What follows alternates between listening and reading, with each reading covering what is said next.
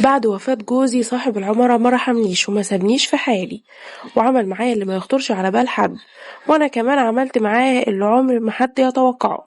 انا اتجوزت جواز صالونات، يعني ما كانش فيه حب ولا معرفة ولا اي حاجة، وبالرغم من ده جوزي كان انسان كويس قوي ومحترم جدا، وكان معوضني عن كل حاجة، كان مكفي بيته من كل حاجة، وكان بيتمنى لي الرضا أرضى. جوزي بقى كان شغال مقاول في المباني، وكان ما شاء الله عليه راجل يعني بيكسب كتير قوي، وما كانش مخليني محتاجة أي حاجة ولا محتاجة لأي إنسان، وكان من حبه فيا بيعمل المستحيل علشان يساعدني، لدرجة إنه لما كان بيبقى دايما في الشغل كان بيتصل عليا ويقولي ما تعمليش أكل، أنا هجيبلك أحلى أكل وأنا جاي، علشان مش عايزك تتعبي خالص، وعايزك تفضلي مرتاحة على طول. بصراحة هو كان مريحني جدا، وغير كل ده بقى كان بيساعدني كمان في شغل البيت. المهم كنت مبسوطة قوي، وانا من حبي وجوزي والامكانيات اللي كان موفرها لي خلفت منه 4 عيال، معايا منه بنتين وولدين، والحمد لله حالنا كان ميسور قوي. وكان دايما بيجي يديني فلوس في ايدي ويقول لي اعملي بيها اللي انت عايزاه، بس للأسف ما عملتش حساب للزمن، وما عملتش حساب لليوم والكارثة اللي انا هحكي لكم عليها دلوقتي، عشان للأسف ما كناش بنعين أي حاجة للزمن. كل اللي كان بيجيلنا كنا بنصرفه أول بأول. كنت بستنى يوم الأجازة بتاعته، كان بياخد بالأسبوع أجازة، كان بياخدنا أنا وولادي ونقضي أحلى أيام في شرم الشيخ، وأحلى حياة وأحلى راحة شفتها مع جوزي. وقعدنا 10 سنين متجوزين، وطبعا في خلال ال10 سنين دول أنا جبت ولادي كلهم ورا بعض. المهم في يوم من الأيام وأنا قاعدة كده في أمان الله في البيت، كنت قاعدة بتفرج على التلفزيون، جالي اتصال على التليفون، فبرد كده لقيت واحد بيقول لي هو انت جوزك فلان الفلاني؟ قلت له اه ايوه انا. قالوا لي للاسف جوزك وقع من على السقاله، وهو بيعمل شباك وقع من الدور التالت، وحالته خطيره قوي، وهو دلوقتي في المستشفى ونقلناه في العنايه المركزه. طبعا انا ساعتها ما استوعبتش اي كلام من اللي انا سمعته خالص، ولا استوعبت اي حاجه. ازاي انا جوزي وقع من على السقاله؟ مش مستوعبه اي حاجه. وطبعا سبت سماعة التليفون وجريت زي المجنونة على طول، حتى ما بقيتش عارفة انا بلبس ايه، لدرجة اني ملبستش حاجة في رجلي، وبقيت حاطة الطرحة على كتفي كده اي حاجة وخلاص، وخرجت بالهدوم بتاعة البيت، وبقيت اجري في الشارع زي المجنونة، وعايزة تاكسي بسرعة علشان اجري اشوف جوزي واطمن عليه. وفعلا على ما وصلت للمستشفى، الدكتور اول ما شافني قال لي انتي مراته يا مدام؟ قلت له ايوه انا. قلت له جوزي فيه ايه؟ طمني عليه بسرعة، ايه اللي جراله؟ قال لي ده وقع من الدور التالت من على السقالة، ولما وقع على دماغه، وجاله فجأة نزيف في المخ، وللأسف النزيف ده مش راضي يقف خالص، والحالة حرجة قوي. طبعا أنا سمعت الكلام ده وفضلت منهارة وبعيط، ومش عارفة أعمل إيه ولا أتصرف إزاي، وقعدت أدعيله كتير قوي، بس للأسف ما عداش على 24 ساعة وكان جوزي توفى. جوزي توفى وأنا ساكنة في برج في عمارة. هي العمارة دي صحيح عمارة راقية جدا في القاهرة، وإيجارها في الشهر 5000 جنيه، بس المشكلة لما جوزي مات ما سابليش أي حاجة خالص، ما سابليش ولا جنيه، ما سابليش بس غير شوية دهب، علشان كان بيروح يشتري لي الدهب ويقول لي خليه معاكي علشان تلبسيه وتنبسطي بيه. كنت أقول له تعالى نروح نتفسح في مكان ونعمل اللي احنا عايزينه. وطبعا أنا دلوقتي مش عارفة أعمل ايه، وما عملتش حساب للزمن خالص، مش معايا غير حتتين الصيغة بس. المهم بعد ما جوزي مات رحت بعتهم، وبدأت ان انا اصرف بيهم على ال4 عيال، بصرف عليهم شرب ومصاريف واكل وكل حاجة، وبصراحة ما كانوش عاملين لي اي حاجة، وفضل الايجار متراكم عليا، وصاحب العمارة ما كانش عاتقني، كل شهر كان بيجي يخبط عليا ويقولي فين الفلوس، ما تنسيش يا مدام ان انت دلوقتي دخلتي على شهرين وما دفعتيش الايجار، والمبلغ بقى كتير قوي عليكي، والعداد لسه بيعد كل شهر، والفلوس كده هتتراكم كلها عليكي، وانتي مش هتقدري تسديها كلها مرة واحدة، فالأحسن بقى انك تشوفي لك سكن تاني. بس طبعا قبل ما تشوفي لك سكن تاني وتطلعي من هنا لازم تسدي كل الفلوس اللي عليكي. طبعا انا كنت بقوله معلش ممكن بس تستنى عليا شوية وتسيبني شوية، اصلا انا لسه جوزي ميت وظروفي صعبة، وانا عندي 4 عيال، ما عنديش اي دخل خالص دلوقتي علشان ادفعلك، وانا والله دلوقتي بدأت ابيع كل عفشي. قال لي بصي انا ماليش فيه، مش ذنبي ان انتي قاعده في شقه محترمه يا هانم، وكل اللي مأجرين عندي بيدفعوا ملتزمين، وانا مش هتحمل مسؤوليتك انتي وولادك، ما انتيش قد الايجار، امشي من هنا. وروحي سكن في حي من الأحياء الشعبية، ولا خديلك أوضة وصالة، أنا ماليش فيه ومش هقدر أحللك مشاكلك دي. المهم يوم ورا يوم لحد ما عدى عليا شهرين وأنا لسه ما بدفعش الإيجار، وبقى عليا فلوس كتير قوي، لحد ما بقيت أعيط وأصوت وأنا مش عارفة أعمل إيه، وأقول يا رب طب أتصل على أهلي وأقول لهم أنا عايزة فلوس. طب هيدوني فلوس منين؟ ده أهلي أصلا ظروفهم على قدهم وكل واحد شايل شيلته بالعافية. لقيت الباب بيخبط عليا جامد وبيزيد. كنت ساعتها في الحمام، لقيت ابني الكبير مفزوع كده وبيقول لي يا ماما الحقيني، الراجل صاحب العمارة بيخبط علينا. طبعا ابني ده عنده 9 سنين. بصيت من العين السحرية كده ولقيته فعلا هو وعمال يخبط جامد لحد ما الباب كان هيتكسر في ايده. وانا طبعا زي المجنونة من كتر ما كان بيخبط على الباب طلعت باللبس بتاع البيت ولفيت كده اي حاجة على شعري وخلاص، وقمت رايحة على الباب وفاتحاله. حتى ما فكرتش ان انا ازاي اقابله كده باللبس ده، المفروض يعني ان انا البس اسدال الصلاة ولا اي حاجة تكون محترمة شوية. بس قلت اما افتح الباب على طول عشان لو ما فتحتوش كان هيكسر الباب، وصوته كان مسمع العمارة كلها. وطبعا فتحت الباب قلت له خير في ايه؟ قال لي خير ايه، انا عايز الفلوس يا هانم، عايز الفلوس بتاعتي. قلت له طيب واللي عايز يخبط على الباب يخبط بالطريقة دي؟ قال لي ده بيتي وانا حر فيه، كفايه اني سايبك فيه لحد دلوقتي ومش راضي اطردك منه. المهم لقيته بصلي كده بصه من فوق لتحت، بصه كده بنظره غريزه حيوانيه، ولقيته عمال يضايق فيا قوي. وطبعا انا ما كنتش واخده بالي من نفسي علشان كنت مستعجله وعايزه افتح الباب. ولما فضل يبص لي كده لقيته كلامه كده مره واحده اتغير، لقيته بيقولي بحنيه ورقه كده على راحتك خالص، على راحتك خالص يا مدام، اللي تقدري تدفعيه ادفعيه، لو ما قدرتيش تدفعي انا تحت امرك. عامه انا بهزر، وبكرة إن شاء الله احتمال أجيلك بكرة وأطمن عليكي وعلى العيال. ساعتها بس حسيت إن هو بيبصلي كده نظرة طمع. المهم قلت يعني إيه اللي أنت بتقوله ده؟ قال لي يعني أنا مش هضغط عليكي في أي حاجة، ربنا يكون معاكي ويكون في عونك، وفعلا انت مسؤولياتك صعبة قوي، ولو انت ما قدرتيش تدفعي حاجة أنا هشيلها عنك كلها، بس أنا بكرة هجيلك علشان أطمن عليكي وعلى العيال. قلت له ماشي مفيش مشكلة اللي انت شايفه يا حاج. عايزة أقول لكم إن الراجل ده مش صغير، ده كبير في السن، يعني مثلا عنده 55 سنة وأنا في الوقت ده كان عندي 38 سنة. المهم قمت داخلة أوضة النوم بتاعتي وقلت أشيل الفوطة كده من على راسي وأسرح شعري وألبس لبس كده يليق بيا، وببص في المراية كده قلت إيه القرف اللي أنا لابساه ده، هو أنا إزاي كنت واقفة كده قدامه؟ علشان كده كان بيبصلي نظرة مش كويسة، نظرة كلها طمع، وعلشان كده كان بيقولي هجيلك بكرة، لا يكون فاكر ان انا حاجة من الستات دول ولا حاجة. طب اعمل ايه يا ربي اعمل ايه؟ مفيش اي حل دلوقتي في ايدي غير اني هستنى بكرة واشوفه هو عايز مني ايه. وفعلا تاني يوم لقيته جايلي، وكان جايلي كده على الساعة 11 بالليل في وقت متأخر طبعا جدا.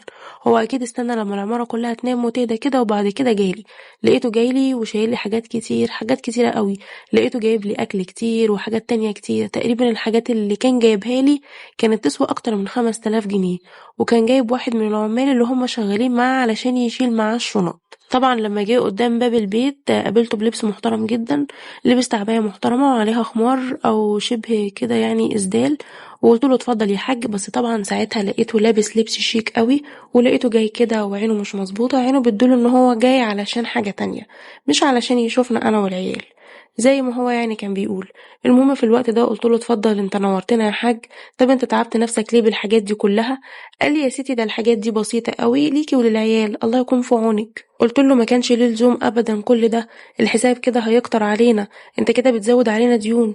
قال لي لا لا ديون ايه ولا ديون ولا حاجة، دي الحاجة دي للعيال، هو انا مش من مقام ابوهم ولا ايه؟ قلت في نفسي مقام ابوهم ايه، ده انت في مقام جدهم.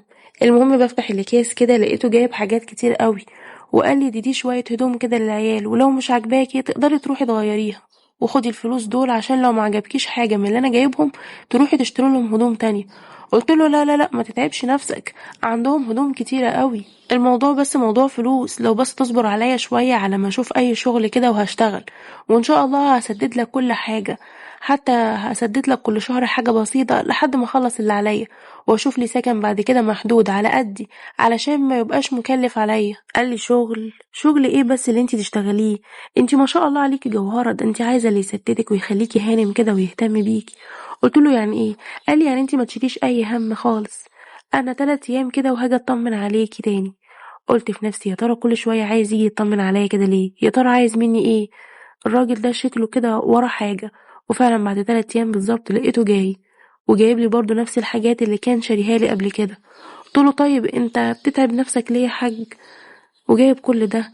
قال لي بصراحة انتي والعيال بقيتوا مسؤولون مني، بس انا ليا عندك طلب. قلت له امر يا حاج. قال لي انا شايفه كده ان انت ست جميله قوي وبصراحه داخله مزاجي وعجباني. قلت له يعني ايه الكلام ده؟ قال لي يعني فهميها انت بقى، انت ست جميله ومحتاجه اللي يشيل عنك ويصرف عنك في البيت، بس ما تنسيش ان انا عندي زوجه تانية ومراتي لو عرفت ان انا على علاقه بواحده تانية ممكن تجيب اجلي. قلت له يعني ايه؟ قال لي انت بتقولي مش فاهمه حاجه. قال لي طب بس حطي الفاكهه دي اغسليها وهاتي شوية منهم وتعالي نتسلى كده، ولقيته جايب كده حاجة شبه الخمرة بيقولي تعالي نقعد مع بعض ونبقى على راحتنا. المهم في الوقت ده الشيطان جه في دماغي وقلت طيب أنا دلوقتي لو طردته من البيت أنا عليا كمبريالات وعليا كمان ديون أكتر من 200,000 جنيه. طب والعيال اللي عايزين ياكلوا ويشربوا وأنا ما عادش خلاص معايا أي فلوس خالص. طب أعمل إيه أعمل إيه يا ربي؟ المهم قلت يا بت خشي المطبخ واعملي اللي هو عايزه. وفعلا طلعت الخمر اللي هو جايبها وطلعت الحاجات اللي هي التسالي والمكسرات وغسلت الفجأة، ولقيته بيقولي ما تلبسيلنا كده حتة خفيفة من الحاجات الحلوة دي. قلتله لا انت عايز ايه بالظبط؟ راح باصصلي كده وقال لي هكون عاوز ايه يعني من الجمال ده؟ انتي بصراحة داخلة مزاجي وعجباني، قومي بقى كده روقي علينا وفرفشينا وحاولي تخلي عيالك يناموا او يروحوا في اي مكان. المهم بصيت كده على عيالي لقيتهم فعلا ناموا. رحت دخلته الأوضة ولبست اللي هو طلبه بالظبط، وللأسف مشيت ورا الشيطان لحد ما حصل بينا حاجة وحشة، حصل بينا علاقة مش كويسة. وفي الوقت ده بقى لقيته ساب لي مبلغ كبير قوي وحطه على السرير، ولقيته بيقول لي كل 4 أو 5 أيام هجيلك وانتي عرفتي بقى الدنيا ماشية ازاي، ابقي نيمي ولادك وانا هحاول اجيلك متأخر. انا طبعا لما حصل اللي حصل بيني وبينه في الوقت ده لقيتني قرفانة جدا من نفسي، بس هاعمل ايه الحوجة وحشة قوي والظروف كتيرة عليا وانا لوحدي وشايلة مسؤولية كتير قوي ومعايا 4 عيال لازم اهتم بيهم، والحاجات دي كلها خلتني اضحي بنفسي علشان خاطر ولادي. وقعدت اكلم نفسي واقول طيب انا هعمل ايه المرة الجاية؟ نفسي قرفانة من نفسي قوي ومش عارفة اعمل ايه. المهم بعد 5 ايام لقيته جايلي وكالعادة جايب فاكهة ولحوم ومشويات وحاجات كتيرة قوي، وبرضه لقيته جايلي ومتشيك على اخر حاجة، وبرضه كان عايز ان احنا نعمل علاقة مع بعض. عايزة اقول لكم ان انا مبدئيا اصلا مش كده ولا اخلاقي كده ولا ديني يسمح لكده، بس الظروف المادية هي اللي كسرتني وحركتني واجبرتني ان انا اعمل كده او اني اتنازل. بس مش معنى كده ان انا هكون لحم رخيص واخلي اي حد او اي حيوان يقرب مني ويستغل ظروفي ويعاملني معاملة بنات الليل. لما جالي بقى ولقيته بيخبط على الباب فتحت له، بس كنت لابسة لبس محتشم قوي، ولقيته بيقولي خدي الحاجات دي من ايدي، ولقيته جايب الحاجات بزيادة علشان العيال وجايب لي فلوس تكفيني لحد ما اجيلك المرة الجاية هجيبلك اكتر منها وهوفر لك كل حاجة انت عايزاها. رديت عليه وقلت له وفر فلوسك يا حاج وفر، ووفر كل حاجتك اللي انت بتجيبها، ده انا مش عايزة منك حاجة، انا مش عايزة منك حاجة خلاص ومش محتاجة حاجة من حد، ده انا اروح استلف او اروح اجيب قرض او ابيع كليتي واديك كل فلوسك وربنا يستر عليا وعليك. فلقيته بيقولي يعني ايه الكلام ده؟ انتي تعرفي عليكي قد ايه لحد دلوقتي؟ قلت له عارفة الحاجات اللي عليا انها كتير قوي، بس ربنا يغنيني من الحرام ده. المهم لقيته بيجر معايا ناعم ويقول لي طب ليه كده؟ هو انتي فيكي ايه النهارده؟ هو ليه الشيطان راكبك؟ قلت له لا مش شيطان ولا حاجة، ده الملاك الحارس اللي نازل من عند ربنا. والمرة اللي فاتت يعني والوضع اللي حصل بينا اوعى تفتكر ان انا ست وحشة ولا اخلاقي وحشة، بس اللي حصل المرة اللي فاتت خلاني قرفانة من نفسي قوي وفضلت ارجع على طول وقرفانة من البيت وقرفانة من حياتي كلها وقرفانة منك انت شخصيا. لو سمحت يا حاج خد حاجتك كلها واطلع بره. لقيته بيقول يعني ايه؟ يعني انت عايزة ايه دلوقتي؟ قلت له انا مش عايزة حاجة خالص، انا لو عجباك اتجوزني حتى لو عرفي، حتى لو ب2 شهود، يا اما مش عايزة اشوف وشك هنا تاني وخد بعضك وامشي. ولو عايز تشتكيني في الشرطة اشتكيني، عايز كمان تحبسني احبسني برضه، انا عندي اتحبس واتمرمط ولا اني اسلم نفسي ابدا للشيطان. وطبعا انا حطيت قدامه شرط، يا اما يمشي معايا بالحلال يعني يا اما نتجوز يا اما ما يدخلش بيتي تاني ابدا، ان شاء الله حتى اتسجن وادخل السجن، انا مش هفضل اعمل الغلط ده، انا برضو بخاف من ربنا ومش وش كده خالص.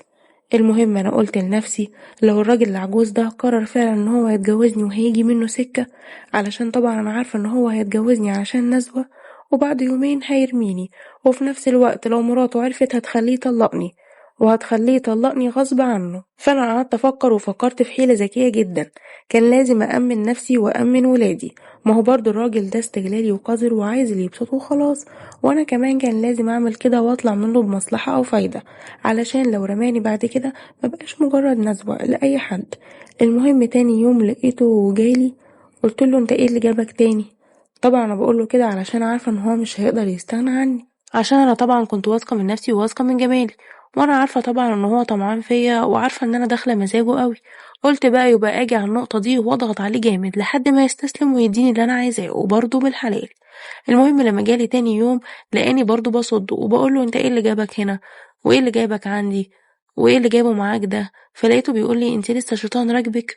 قلت له اه، ولو عايزني يبقى بالحلال زي ما قلت لك وتتجوزني وباتنين شهود وتديني مهر وتأمن لي مستقبلي، ما انا برضو مش واثقة فيك ومش ضامنة ان مراتك تطلقني منك، وافرض مراتك طلقتني منك يبقى انا ساعتها ايه بقى؟ يبقى انا ساعتها أمنت نفسي. قال لي يعني ايه؟ يعني انت عايزة ايه؟ قلت له يعني لو عايزني يا حبيبي تجيب لي شبكة حلوة وتحط لي مبلغ مالي في البنك وتتجوزني حتى لو عرفي واتنين شهود، ان شاء الله يكونوا من برا البلد وبأرقام بطايقهم، وساعتها بقى هدلعك احسن دلع وعيشك ملك. قال لي يعني كده؟ قلت له اه. قال لي بس انتي عارفة لو اتجوزتك مراتي هتعمل فيا ايه؟ انتي عارفة هي بنت مين وقادرة، وبعدين دي بنت اكبر تاجر في البلد. قلت له بص انا ماليش فيه، عايزني كان به، مش عايزني خلاص. هو انا بقولك اتجوزني رسمي مأذون وفرح؟ انا بقولك اتجوزني عرفي.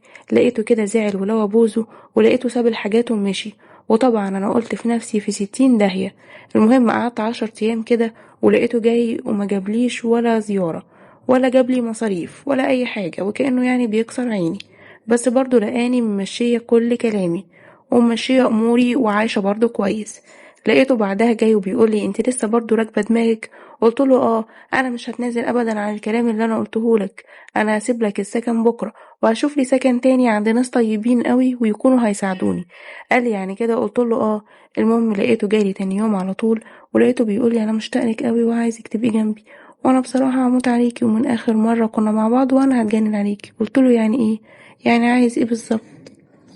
قال لي بصي خلاص خلاص انا موافق على اللي انتي قلتيه، هنكتب ورقة عرفي. قلت له لا لا يا حبيبي، قبل ما تكتب الورقة العرفي تديني 500,000 جنيه احطهم في حسابي، عاجبك عاجبك، مش عاجبك خلاص، وهتجيب لي كمان 50 جرام دهب، ده اقل حاجة يعني انت كده المفروض هتديني مهر وهتديني شبكة.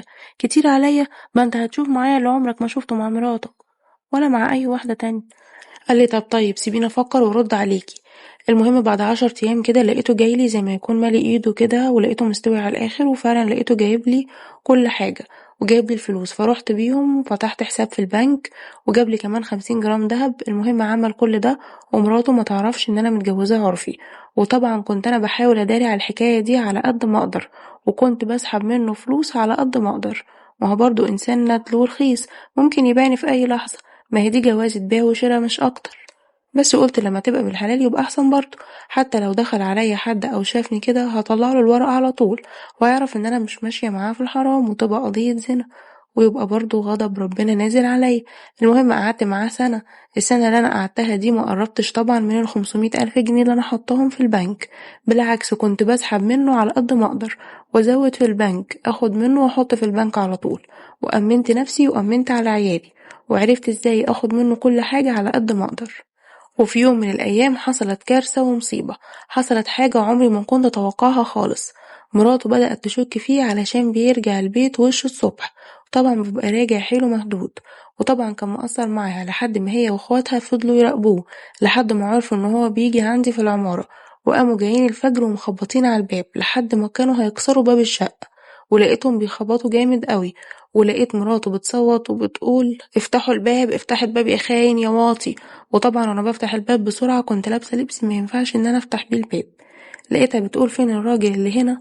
وطبعا دخلوا على الأوضة فلقوه نايم، صحوه من النوم وصحوه على ضرب وشتيمة، ولقيتهم بيقولوا له طلقها، طلقها يلا دلوقتي، طلقها بالتلاتة، وهددوه وقعدوا يضربوه ويجرجروا على السلم.